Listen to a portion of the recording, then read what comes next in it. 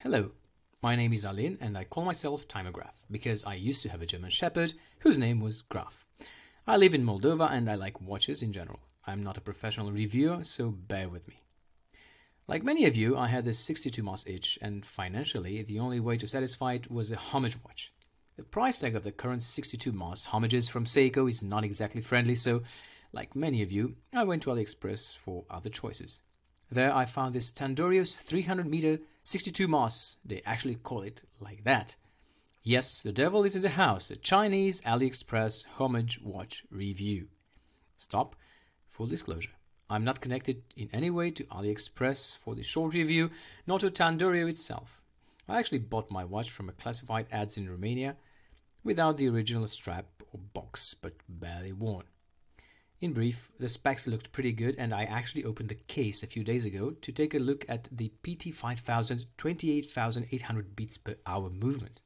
The movement looked really well, surprisingly, and quality-wise, very similar to the ETA 2824 I have in a Davos Aternos diver.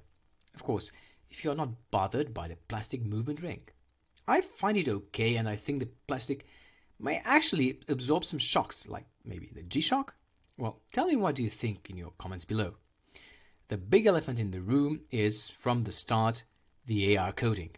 The photos on AliExpress looked milky, and there is a simple reason why. The anti-reflective coating on this Tandorio is horrible for a start.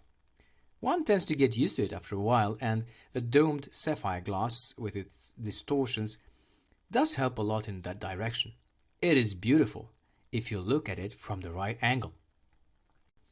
The dial is sunburst, but due to the AR coating, or maybe lack of it, it gives you the impression at times that you actually have a mirror underneath that crystal.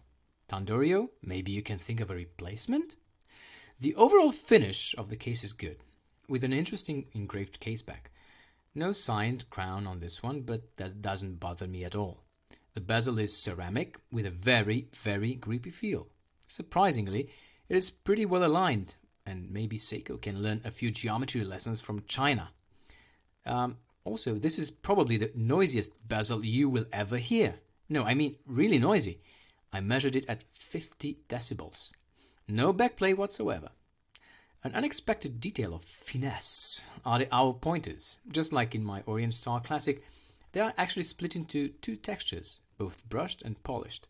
Unfortunately, you really need to struggle in order to see this beautiful detail due to the, reflections on the crystal. No, I really mean the hour hands are very refined and do worth a better crystal. I'm actually thinking to find a compatible domed glass that can hopefully give me a better experience from the watch. The date is displayed clearly, and the frame of the date window, just like all the markers on the dial, is crisp and precisely executed. I was about to emphasize only the bad things of the shiny crystal, but today something happened. I put the watch on this NATO strap and took it out for some business meetings. This watch is a head turner. I think I never got so many people notice any watch I have, and there's quite a few of them. So, shiny, but brings some light on you.